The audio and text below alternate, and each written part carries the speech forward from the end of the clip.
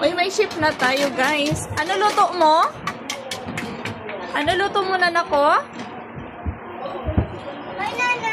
Ah, banana. Galing ah. Wow, very good.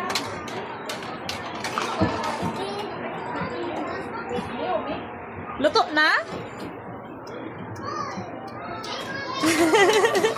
Ang galing mag-open ng ano kalan. May tunog pa.